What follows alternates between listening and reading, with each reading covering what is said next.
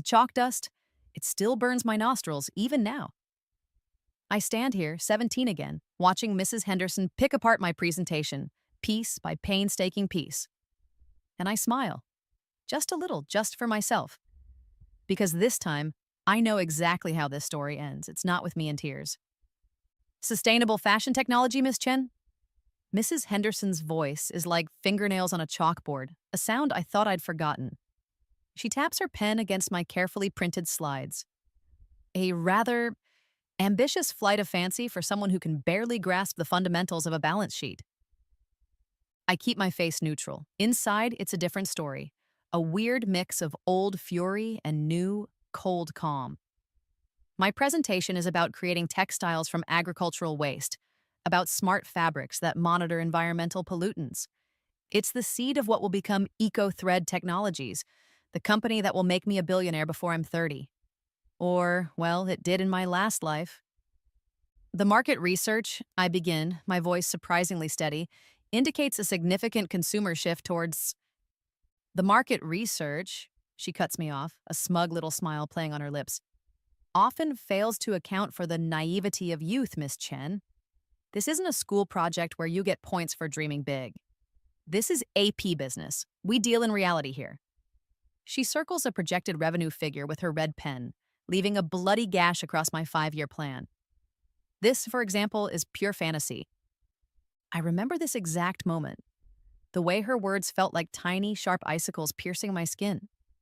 The way the classroom, usually a dull hum of teenage boredom, had sharpened into a collective, silent judgment. Last time, I'd felt my cheeks burn, my eyes sting. This time, I just watch her. I catalog the condescending tilt of her head, the way her glasses slide down her nose as she peers down at me. It's all data now. The humiliation, though, that's a familiar ghost. It washes over me as a few snickers ripple through the rows of desks. Jason Lee, who in my previous life ended up working in my mailroom after his own brilliant crypto startup imploded, lets out a particularly loud guffaw. Mrs. Henderson doesn't silence him. Of course she doesn't. She thrives on this. It seems, Miss Chen, she continues, her voice dripping with false sympathy, that you're confusing enthusiasm with actual viability. It's a common mistake. She looks around the room, a general addressing her troops. Some students, she says, her gaze landing back on me, hard, need to learn the difference between ambition and delusion. That's the line.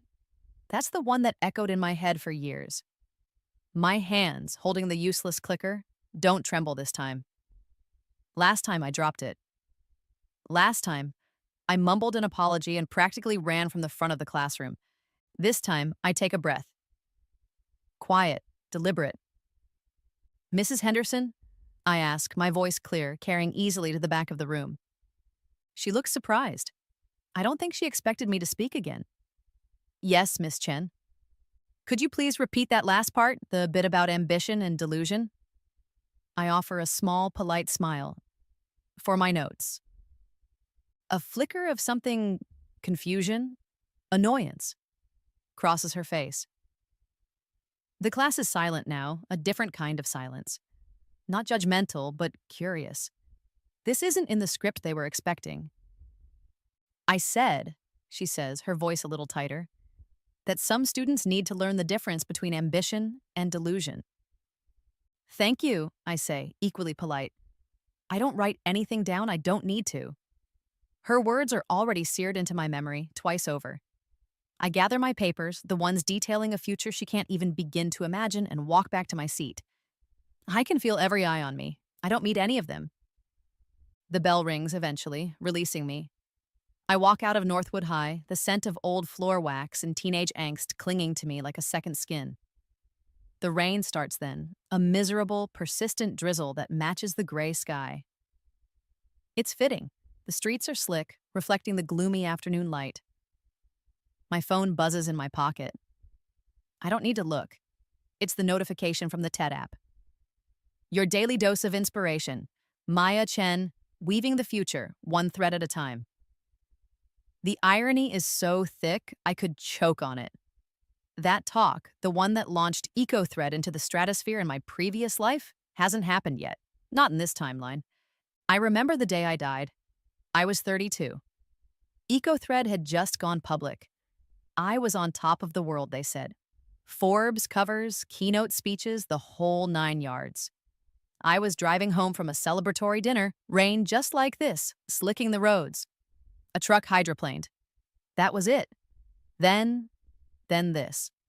Waking up in my 17-year-old body, the morning of Mrs. Henderson's class, the taste of my mother's 2 sweet pancakes still on my tongue. The scent of wet asphalt fills my lungs, sharp and clean. It was the last thing I smelled. It's a constant trigger, a reminder. This time, I won't just survive Mrs. Henderson's cruelty. This time, I'll weaponize it. This time, her words won't be the icicles that pierce me. They'll be the steel I forge into a blade. This second chance isn't just about rebuilding my company, it's about rewriting the narrative. And Mrs. Henderson just handed me the pen. The next AP business assignment is a market analysis for a fictional startup. I deliberately tank it. I turn in 3 pages of rambling nonsense, citing sources that don't exist and making projections that a 5-year-old would question. I watch Mrs. Henderson's face as she hands it back to me a week later, a big, fat scrawled in red at the top. There's a look of grim satisfaction in her eyes, a sort of I told you so expression that she doesn't bother to hide. Miss Chen, she says, her voice laced with that familiar condescending pity. Perhaps this field simply isn't for you. There's no shame in admitting one's limitations. Yes, Mrs. Henderson, I murmur, looking suitably dejected. Maybe you're right. I see her preen. Oh, she loves this. The validation of her initial judgment. I start a new document on my laptop that night, titled Hendersonisms.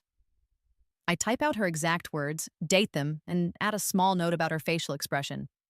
This file will become quite extensive. She's playing her part beautifully, confirming to herself and anyone who will listen that Maya Chen is a well-meaning but ultimately clueless dreamer. The broken student. It's a role I will inhabit with Oscar-worthy dedication. The truth is, while I'm publicly fumbling with basic concepts in her class, privately, the real Maya Chen is already laying the groundwork for EcoThread 2.0. The memories are so vivid. Building the first iteration of EcoThread felt like wrestling a Hydra solve one problem, 2 more sprout. I was 20, living off ramen and caffeine in a cramped dorm room at Stanford. My roommate, bless her cotton socks, thought I was nuts, always muttering about polymer chains and tensile strength when she was trying to study art history. Those first few years were a blur of 16-hour days, grant applications rejected with brutal efficiency, and the constant gnawing fear of failure. The breakthrough came after 3 solid years of dead ends. A new enzymatic process to break down pineapple leaf fibers, making them spinnable into a material stronger than cotton, softer than silk, and completely biodegradable. I remember the moment the lab results came through for patent US 13,587,090 seconds, biodegradable textile composite and method of manufacture. I'd cried, not from joy, not then. From sheer, unadulterated exhaustion and relief.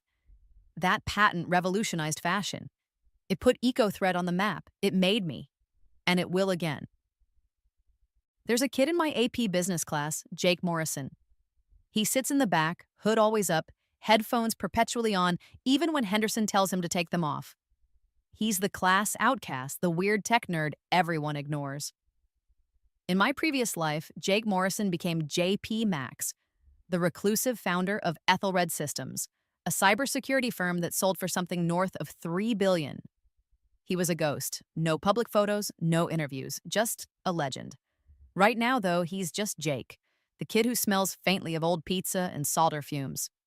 He's also a certifiable coding genius. I need him. Hey, Jake, I say one afternoon, catching him as he's trying to slip out before Henderson can assign more homework. He jumps, startled, and pulls off his headphones. Yeah? Maya Chen, from class. I know who you are, he says, not unkindly, just observational, like I'm a bug he's mildly interested in. I was wondering, I say, trying to sound casual, if you know anything about setting up secure shell corporations? For a project. He raises an eyebrow. School project? Something like that. The metallic taste of determination. It's almost a physical sensation in my mouth these days. It's the taste of my old life, of late nights and impossible odds. I start working on the new business plan, the real one, in the dead of night. My parents think I'm studying for my SATs. My teachers think I'm struggling. On Instagram, I cultivate a carefully curated persona, Maya the Dreamer, a slightly lost, overly earnest teenager posting blurry photos of sunsets and inspirational quotes with bad grammar. Likes are minimal. Engagement is pitiful. It's perfect. While Maya the Dreamer is busy being a public failure, the real Maya Chen is building an empire in the shadows.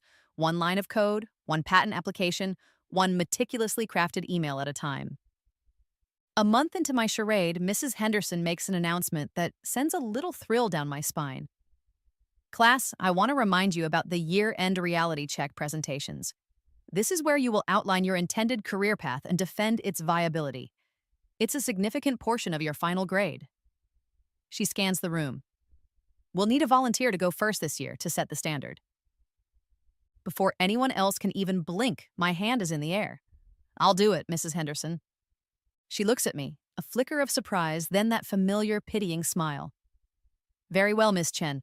I admire your courage. The trap is set. The bait, my public, spectacular, and utterly fabricated failure, is laid out. Now I just need Mrs. Henderson, in all her smug certainty, to walk right into it. And she will. I'm counting on it.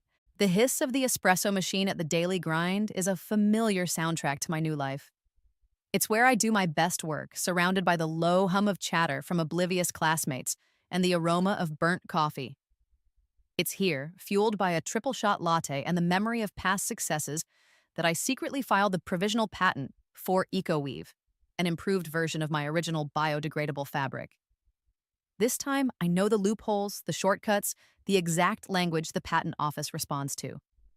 The application is cleaner, tighter, more robust. It's exhilarating, like finding a cheat code to a game I've already mastered.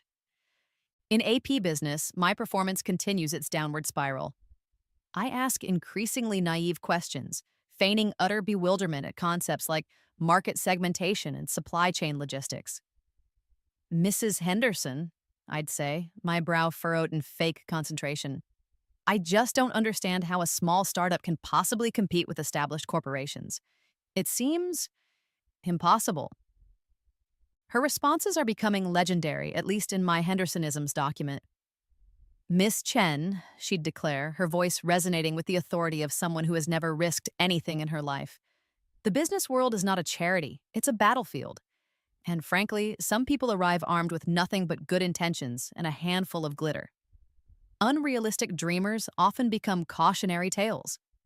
She'd then use my struggles as a teaching moment for the rest of the class, a public dissection of my supposed incompetence.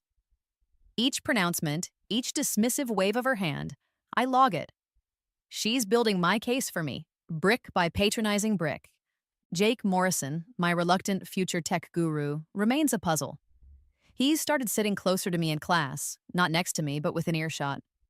He still says little, but I catch him watching me sometimes, a strange, assessing look in his eyes. One afternoon, I'm at the daily grind, supposedly wrestling with a particularly convoluted case study Henderson assigned. In reality, I'm debugging a complex encryption algorithm for EcoThread's secure communications platform. I'm stuck, hitting a wall I remember from my previous life, a particular recursive loop that took me weeks to untangle. You're missing a conditional break in your else if statement, a quiet voice says beside me. I jump, nearly spilling my latte. It's Jake. He's pointing at a line of code on my screen. There, if the input string is null, it'll just keep looping. You need to handle that exception. My heart hammers. How did he? My screen is angled away, or so I thought. I stare at him, then at the code. He's right. Of course he's right. It's the exact fix I'd eventually found. How did you? He shrugs, a faint blush rising on his neck. Saw the pattern? It's a common mistake with nested recursions. He hesitates. That's not for Henderson's class, is it?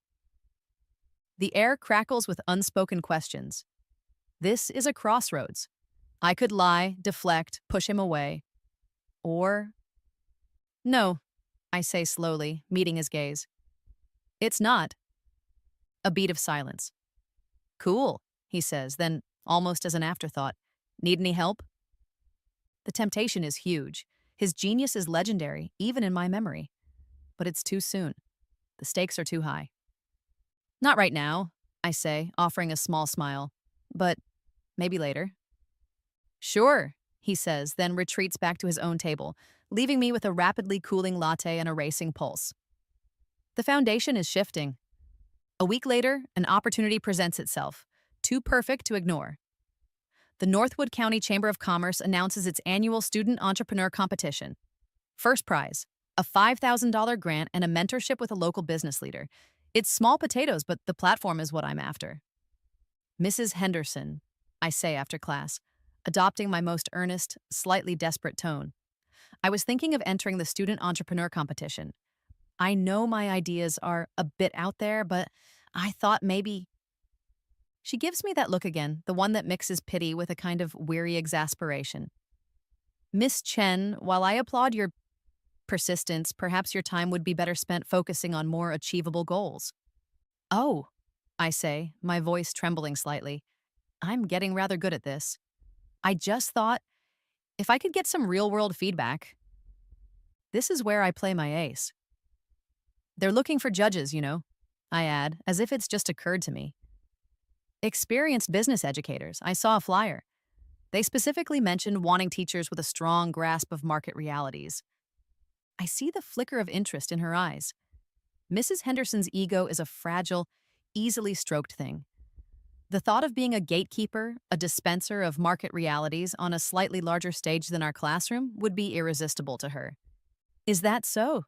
She says, a thoughtful expression on her face. Yes, I say. I'm sure they'd be thrilled to have someone with your expertise. She smiles, a genuine, almost predatory smile this time. Well, perhaps I'll look into it. It's important for students to receive robust guidance. I walk away, the faint scent of her overly floral perfume following me. The pieces are moving into place.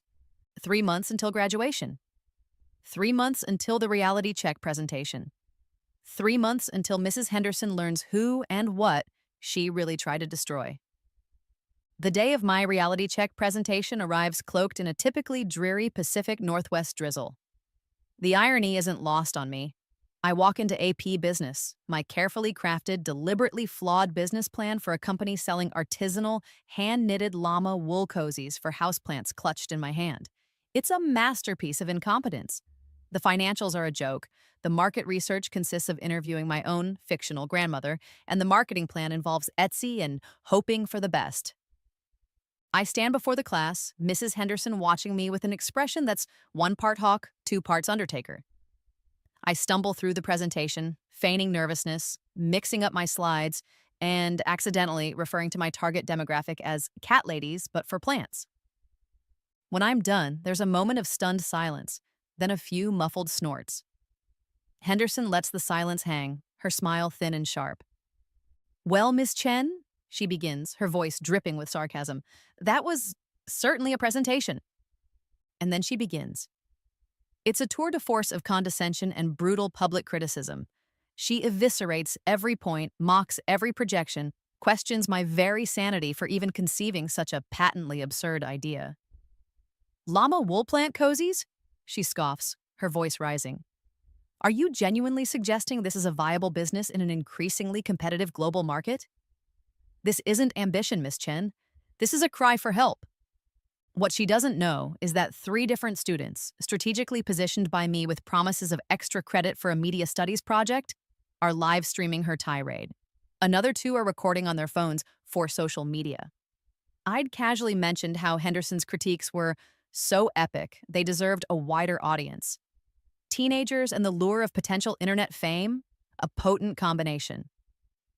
I stand there, absorbing it, letting her words wash over me. I have to actively stop myself from smiling. This is gold, pure, unadulterated viral gold.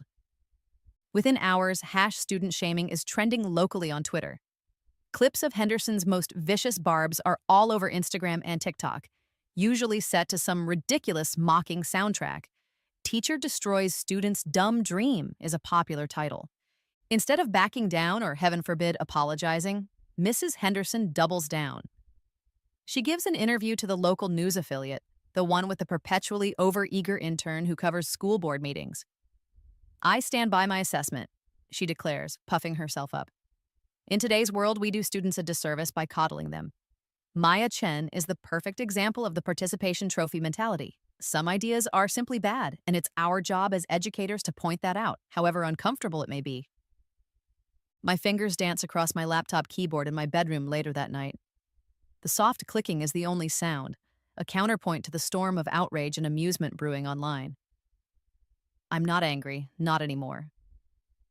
There's a cold, burning fury deep inside, yes, but it's a controlled burn now, fueling my actions. I watch Henderson's interview, then rewatch the clips of my presentation takedown. Each condescending smirk, each dismissive wave of her hand, is a nail in her own coffin. The next day at school, the atmosphere is electric. People are whispering, pointing. I keep my head down, playing the part of the humiliated student. During lunch, Jake Morrison slides into the seat opposite me in the usually deserted corner of the library I've claimed as my own. He doesn't say anything for a long moment, just pushes his laptop around to face me. On the screen is a cached version of my failed llama wool plant cozy presentation. Next to it, another window is open. It's the public database for the U.S. Patent and Trademark Office. And there, clear as day, are two recently filed provisional patents under the name Maya C. Chen, EcoWeave, high tensile strength, biodegradable fiber composite, and method for atmospheric carbon sequestration via bio-integrated textiles. My blood runs cold for a split second before the familiar calm takes over. I knew this moment might come. Jake is too smart. He looks up from the screen, his eyes narrowed, searching mine. "Maya," he whispers, his voice low and intense, staring not at me but at the patent filings, at the complex chemical diagrams and dense legal text. "The incorporation documents for EcoThread Innovations, LLC. They were filed 6 weeks ago. Delaware. Anonymous registered agent." He finally looks at me, a dawning, incredulous understanding in his eyes. "The seed funding? The initial angel investor is listed as MC Trust." "That's you, isn't it?" He swallows hard. "Maya, you're already a millionaire, aren't you?" The air in the library suddenly feels too thick, the silence charged. Jake's question hangs between us, not an accusation, but a dawning, almost fearful realization. I look at him, really look at him. The perpetual slouch, the guarded eyes, the faint air of someone who expects to be dismissed.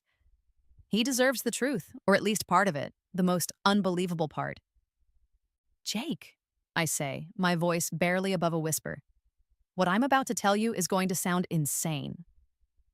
He just watches me, waiting. "I died," I say. The words feel strange, alien, even to my own ears. I was 32. I was the CEO of EcoThread Technologies, a global company built on those patents you just found. There was an accident. And then I woke up, back here, 17 again, the morning of Henderson's class.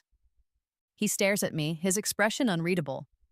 Disbelief is the logical reaction. I expect him to laugh, to tell me I'm crazy, to get up and walk away. He doesn't. He just keeps looking at me, his gaze intense. "Prove it," he says finally, his voice flat.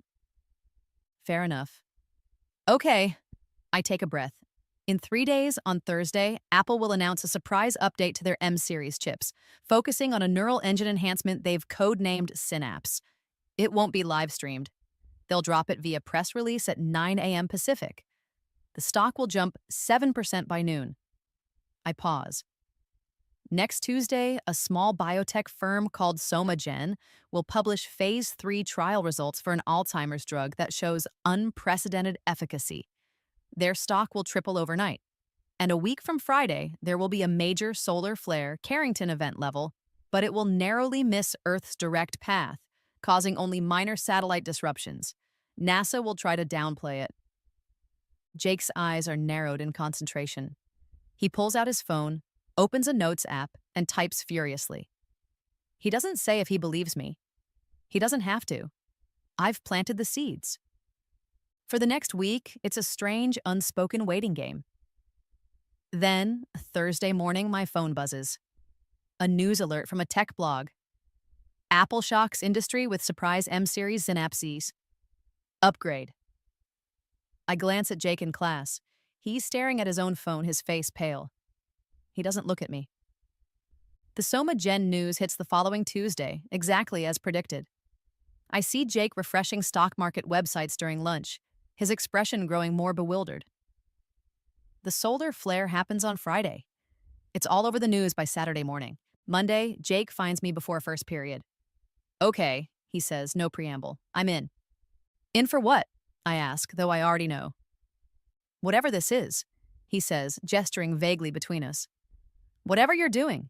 Building your company again? Getting revenge on Henderson? Both? He shoves his hands in his pockets. I'm good at code, really good, and I'm guessing you need that. Yes, Jake, I say, a genuine smile finally breaking through. I do. And just like that, EcoThread 2.0 has its first employee, or rather, partner. Jake will handle the core tech development, refining the algorithms, building the secure infrastructure. I'll focus on the business strategy, the funding, the patents, and of course, the meticulously planned demolition of Mrs. Henderson's reputation. Speaking of Henderson, she's riding high on her minor wave of local internet fame. The #student-shaming hashtag, while initially critical of her, has attracted a small but vocal contingent of people praising her for her tough love and no-nonsense approach. She's lapping it up. She even accepts an invitation to speak at the State Education Conference on fostering realistic expectations in a generation of dreamers.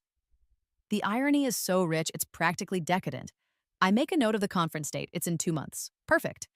Meanwhile, EcoThread Innovations, LLC, operating under its anonymous shell corporation, is starting to make waves where it matters in the world of venture capital. Using my knowledge of future market trends and the specific investors who backed me last time, I send out a few carefully targeted pitch decks. The language is calibrated, the projections audacious, but backed by solid, future-proven science. A week after Jake joins me, an email lands in my encrypted inbox. It's from Novacore Ventures, one of the biggest VCs in Silicon Valley. They're impressed. They want to talk. They're proposing an initial seed round that makes my eyes water, even though I've seen bigger numbers before. The investor, a sharp woman named Anya Sharma, whom I remember well, wants to meet in person, to sign the papers, tomorrow. I check my calendar. Tomorrow is also the day of Mrs. Henderson's big speech at the State Education Conference. A slow, satisfied smile spreads across my face. Oh, this is going to be good. The irony is a tangible thing, thick and bitter in my throat, almost like the taste of the too strong coffee the venture capital firm serves in their sleek, minimalist boardroom. It's 11 a.m. I'm sitting across from Anya Sharma and her team from Novacore Ventures, the city skyline a glittering, indifferent backdrop through the floor-to-ceiling windows.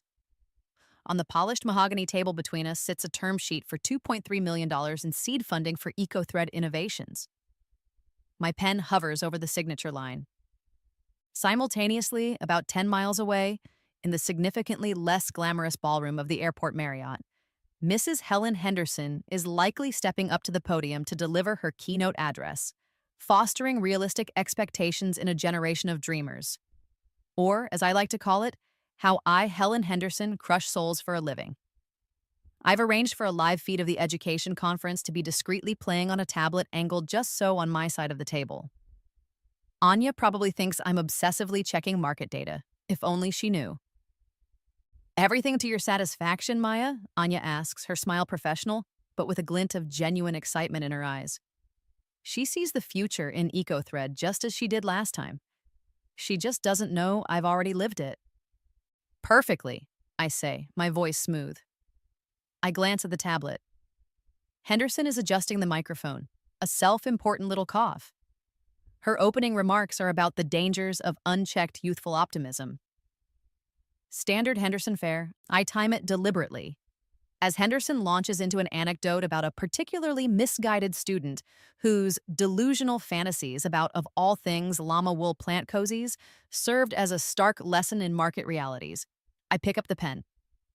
The conference room where Anya and I are sitting overlooks the sprawling education center complex. With a good pair of binoculars, you could probably see the Marriott. It's a delicious, private little detail. To new beginnings, Anya says, raising an imaginary glass. And to surprising educators, I reply, a small, almost imperceptible smile playing on my lips. I sign the contract. Maya C. Chen, the date. The exact moment Mrs. Henderson is publicly and unknowingly anointing me as the poster child for failed dreams. The ink flows, black and definitive, $2.3 million. Not bad for a 17-year-old who's supposedly failing AP business. This is where Jake's genius comes into play again. He's not just a coder, he's a digital ghost. As I'm signing, Jake, from his command center in his parents' basement, is initiating a live stream. Not of Henderson's speech, but of my investment meeting. He's using a dummy account, something untraceable, and he's pushing it out across multiple platforms. The masterstroke? He's tagged it with #student shaming, #reality check, and, for good measure, #Northwood High exposed. The very hashtags Henderson and her supporters were gleefully using to mock me. He's also feeding the stream to a few select local news bloggers he knows are always hungry for a juicy story. The stream is cleverly framed.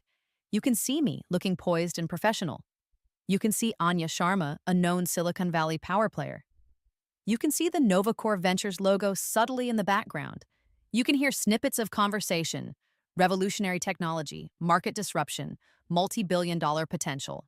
And then, the money shot, a clear view of the term sheet, the $2.3 million figure circled, my signature bold and clear. And it doesn't take long. Local news in the digital age is a hungry beast.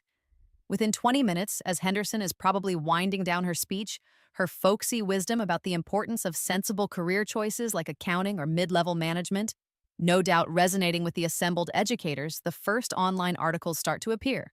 Northwood High student destroyed by teacher for dumb dream. Actually signs multi-million-dollar tech deal during teacher's speech. The headlines are sensational, clickbaity, and utterly, devastatingly true.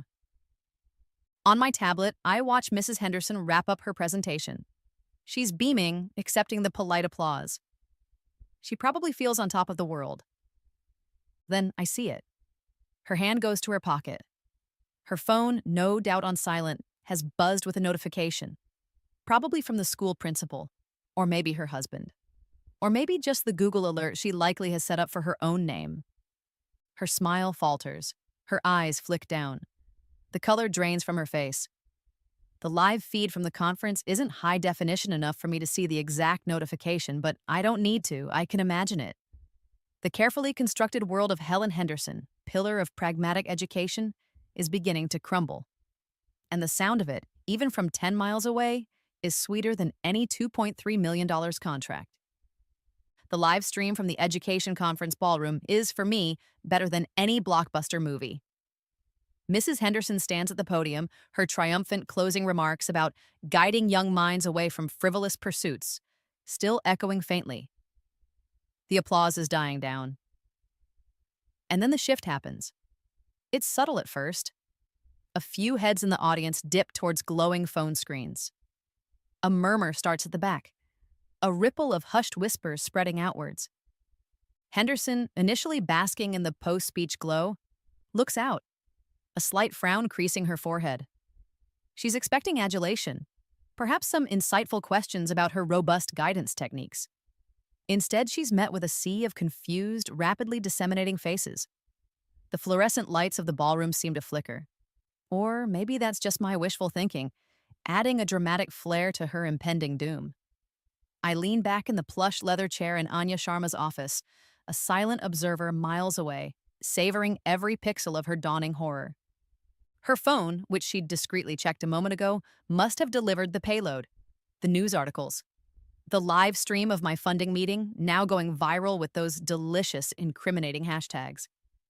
She looks pale, genuinely ill. Her composure, usually so rigid, so unshakable, begins to visibly crack. She fumbles with her notes, her mouth opening and closing like a fish gasping for air. The conference organizer, a harried-looking man with a comb-over, scurries onto the stage, whispering urgently in her ear. Henderson shakes her head, a dazed, uncomprehending gesture. This is the moment I've been waiting for. With a nod from me, Jake, my digital puppet master, hits his end on a pre-drafted statement from the official, though still anonymous, Eco-Thread Innovations Twitter account. It's a masterpiece of polite, understated savagery. Sometimes, the best education comes from those who try to limit your dreams. When faced with declarations that your ambitions are delusional or a cry for help, it can be a powerful motivator. Eco-Thread Innovations is proud to announce its $2.3 million seed funding round, dedicated to proving that even the most unrealistic fantasies can change the world. Thank you, Mrs. Helen Henderson of Northwood High, for teaching us that some people's opinions are, quite frankly, worthless. #student shaming no more, #reality checkmate, #eco-thread. The internet, as they say, explodes. #teacher eats word starts trending nationally within the hour. Reality checkmate is everywhere. My carefully orchestrated campaign of feigned incompetence, Henderson's brutal public takedown of my llama wool plant cozies. It all comes rushing back into the public consciousness. But this time, the narrative is flipped. Henderson isn't the pragmatic realist. She's the clueless, cruel bully. I'm not the delusional dreamer. I'm the underdog genius who played her teacher like a fiddle. Her earlier interviews, the ones where she pontificated about crushing entitled students and the participation trophy mentality, are unearthed and reshared thousands of times. Each view, each comment, another shovel of dirt on her rapidly imploding career. Memes are born, TikToks are made. Mrs. Henderson, who craved recognition for her strong guidance, is finally getting it, just not in the way she imagined. Anya Sharma, who has been politely pretending not to notice my split attention, finally raises an eyebrow, a smirk playing on her lips. Having a good day, Maya? It's shaping up, I admit, allowing myself a small, genuine smile. The fallout for Henderson is immediate and brutal. The live stream from the conference shows her being practically booed off the stage as the news spreads through the auditorium like wildfire. The Quanda session is canceled. The harried man with the comb-over looks like he's aged 10 years in 10 minutes. My phone starts buzzing incessantly. Friends from school, people I barely know, even a few teachers, though notably not the principal yet. The messages are a mix of disbelief, congratulations, and thinly veiled requests for summer internships. But this isn't the end. Oh no. Mrs. Henderson's public humiliation is merely the appetizer. My revenge is a carefully planned multi-course meal. The real surprise, the one that will cement her legacy in the annals of educational malpractice, is still coming, and it's going to be delivered on the biggest stage I can manage. The digital storm rages for days. Mrs. Henderson becomes a reluctant internet celebrity, the unwilling face of everything wrong with outdated teaching methods. She issues a tearful, rambling apology video that only makes things worse, claiming she was taken out of context and only ever wanted what was best for Maya. Nobody buys it. The internet has a long memory, and the receipts, those glorious viral clips of her condescending tirades, are everywhere. Amidst this chaos, an email lands in the Eco-Thread Innovations inbox, an inbox that is suddenly overflowing with partnership offers, media requests, and, surprisingly, quite a few applications for custodial services. This email, however, is different. It's from the organizers of TEDx Seattle.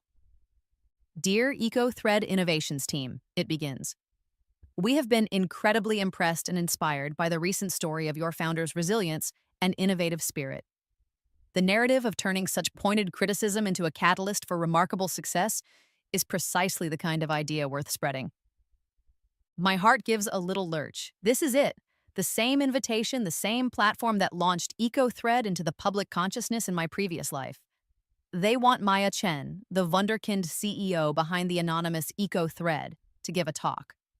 The proposed title, Turning Criticism into Catalyst, How No Can Fuel Your Yes. I accept immediately, of course. This isn't just an opportunity, it's destiny, revised and improved.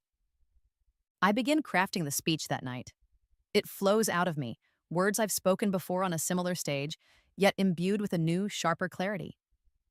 This time, it's not just about the science, the innovation, the entrepreneurial journey. This time, it's personal. I weave in direct quotes from Mrs. Henderson, her choicest remarks, each one a perfectly polished barb, ready to be deployed. Some students need to learn the difference between ambition and delusion. That will be a slide. This isn't a school project where you get points for dreaming big. Another slide. Unrealistic dreamers often become cautionary tales. Oh, that's definitely going in. Every word she used to try and tear me down will now be a stepping stone in my narrative of triumph.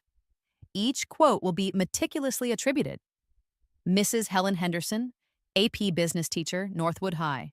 Her name, her title, her institution, forever linked to the very words that will highlight her spectacular misjudgment. My speech isn't just a story of innovation, it's a masterclass in how to dismantle a bully with precision and grace, all while smiling under the bright lights. A week before the scheduled talk, the school principal, Mr. Davies, a man whose spine seems to be made of cooked spaghetti, calls my parents. He wants to arrange a meeting. He implies it's about reconciliation and moving forward. My parents, bless their supportive but thoroughly bewildered hearts, agree. I walk into Mr. Davies' office to find him looking even more harried than usual, and next to him, a pale, visibly diminished Mrs. Henderson. She looks like she hasn't slept in weeks. Her eyes are red-rimmed, her usual severe bun slightly askew.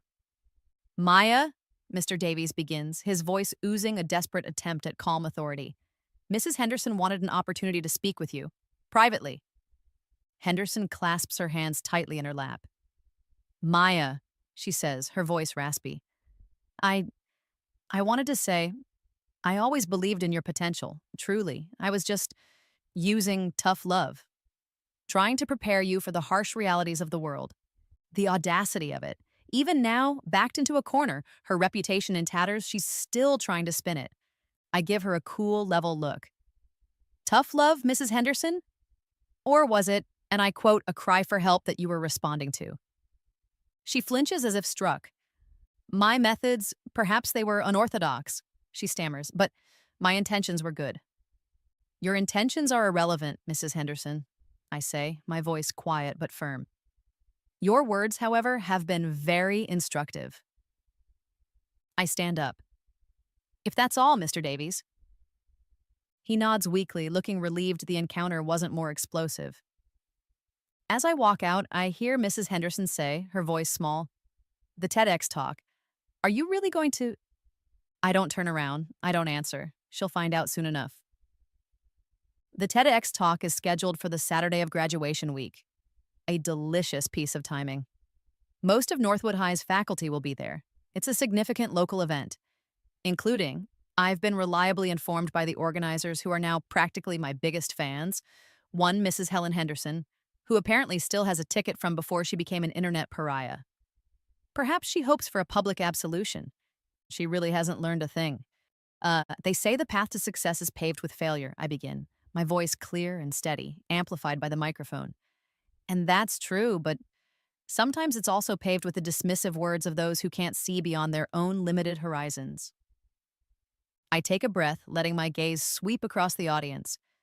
I can't see individual faces in the glare, but I know she's out there. Somewhere. I had a teacher once, I continue, my tone conversational, intimate. A business teacher, in fact. Someone meant to guide, to inspire, to nurture ambition. The first slide appears behind me. It's a simple, stark quote. Some students need to learn the difference between ambition and delusion. Underneath it, in smaller, equally clear font, Mrs. Helen Henderson, AP business teacher, Northwood High. A subtle gasp ripples through the auditorium. Not loud, but audible. I feel a grim satisfaction. Imagine being 17, I say, full of ideas, passion, and a perhaps naive belief that you can make a difference. And you present your dream, your meticulously researched, albeit unconventional business plan, and the response you get is, that, I click the remote. The next slide. This isn't a school project where you get points for dreaming big. This is AP business. We deal in reality here. Again, her name, her title. Reality, I muse. What is reality? Is it the confines of a textbook? Is it the echo chamber of a single, uninspired opinion?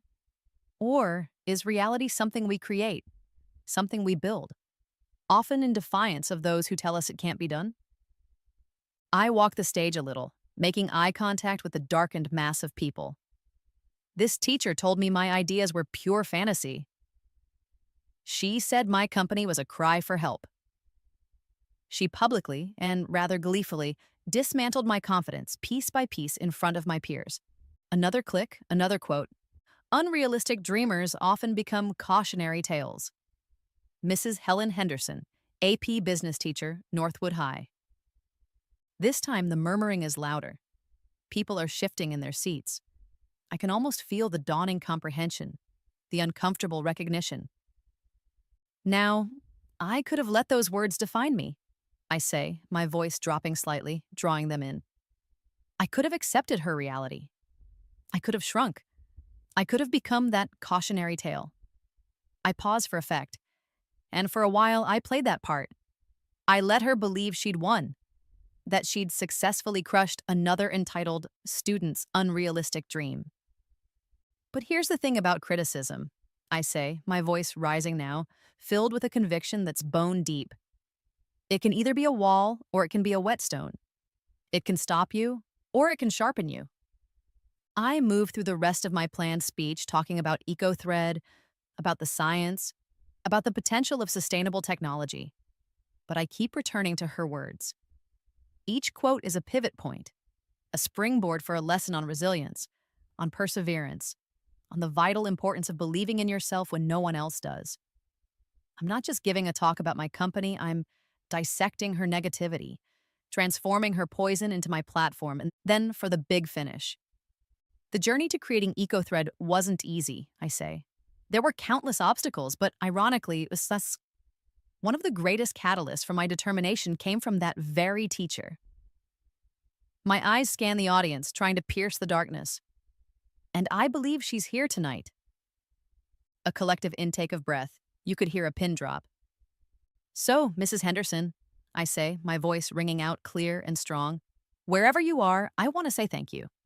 Thank you for providing such perfect, such eloquent examples of what not to say to a student who dares to dream. Thank you for showing me exactly the kind of person, the kind of leader, the kind of educator I never want to become. Your words didn't break me, they built me. The silence stretches for a beat, 2 beats. Then the applause starts. It's hesitant at first, then it swells, growing into a thunderous ovation. People are on their feet. I stand there under the bright lights, letting it wash over me. It's not just applause for my company, for my innovation. It's applause for the takedown they just witnessed. But it's not over. The final twist, the one that will truly immortalize her, is still to come. This speech is just the beginning of her public footnote. My TEDx talk doesn't just go viral, it explodes. It's picked up by national news outlets, then international ones. Forbes runs a feature. Teen CEO turns teacher's scorn into startup success. The Guardian publishes an op-ed titled, Are We Equipping Students for the Future or Just Crushing Their Dreams? The Cautionary Tale of Mrs. Henderson. Overnight, Mrs. Helen Henderson, AP business teacher from Northwood High, becomes the unwilling, unwitting poster child for educational negligence and everything wrong with an outdated, spirit-crushing pedagogical approach. Her name is a hashtag. Her face, usually severe and smug in the clips that accompany every news story, is a meme. The fallout is swift and brutal. The Northwood High School district, facing a PR nightmare of epic proportions, quietly, very quietly, asks Mrs. Henderson to take early retirement. The official story is that she wants to spend more time with her family. Unofficially, she's a pariah. Her husband, a mid-level accountant with a penchant for golf and a low tolerance for public scandal, files for divorce within 6 months, citing irreconcilable differences and extreme public embarrassment. Her carefully constructed world, built on the bedrock of her own perceived intellectual superiority, has crumbled to dust. Meanwhile, EcoThread Technologies flourishes. The $2.3 million seed funding is just the beginning. We secure Series A, then B, then C, each round larger than the last. Jake Morrison, my brilliant, reclusive partner, develops groundbreaking AI that optimizes our biodegradable fabric production, making it cheaper, faster, and even more environmentally friendly. We expand into new markets, new product lines, smart textiles that filter air pollution, self-repairing fabrics, medical-grade biodegradable materials. The delusional fantasy is now a multi-million, soon-to-be billion-dollar enterprise. 5 years after that fateful AP business presentation, my biography is published. Thread of Steel, The Making of Eco-Thread, and the Woman Who Dared to Weave the Future. It's a bestseller, naturally. Critics praise its honesty, its insight, its inspiring message of perseverance. Mrs. Henderson makes an appearance, a very small one. In the acknowledgments, buried deep amongst thanks to mentors, investors, and my incredibly patient parents, there is a single concise sentence. And special thanks to Mrs. H. Henderson, whose unwavering belief that some dreams should be crushed provided the author with invaluable, if unintentional, motivation. A footnote. That's all she is. A footnote in my story, a minor character whose only significance was her profound, spectacular misjudgment. It's a quiet, literary revenge, far more satisfying than any public screaming match could ever have been. 2 years after the biography hits the shelves, a letter arrives at my corner office, the one that overlooks the glittering expanse of the city, 30 floors below the streets I once walked as a supposedly broken student. The envelope is cheap, the handwriting shaky but familiar. It's from Helen Henderson. I open it with a strange sense of detachment. It's what I expect. A rambling, self-pitying apology, full of excuses and pleas for understanding. She talks about her ruined life, her loneliness, her regret. She says she finally understands, and then the kicker, at the very end, scrawled almost illegibly. P.S. I don't suppose EcoThread has any openings. I'm a hard worker. I learn fast. I fold the letter carefully. The paper's rough texture a stark contrast to the sleek, expensive stationery I usually handle. Outside, the traffic hums, a distant, rhythmic pulse. The setting sun paints the skyscrapers in hues of orange and gold. I think about forgiveness, about second chances, about the fine line between justice and cruelty. I think about the 17-year-old girl she tried to break, and the woman that girl became, twice. Then I pick up my phone, the cool metal familiar in my hand, and dial HR. Sarah, I say, my voice calm, measured. I have a position that's just opened up. It needs filling immediately. Certainly, Miss Chen. What's the role? I look out the window at the vast, sprawling city, a world of dreams realized and denied. Custodial services, I say, night shift. Some dreams die hard, others, like mine, simply refuse to die at all. And some people just end up cleaning the toilets. It's a reality check after all.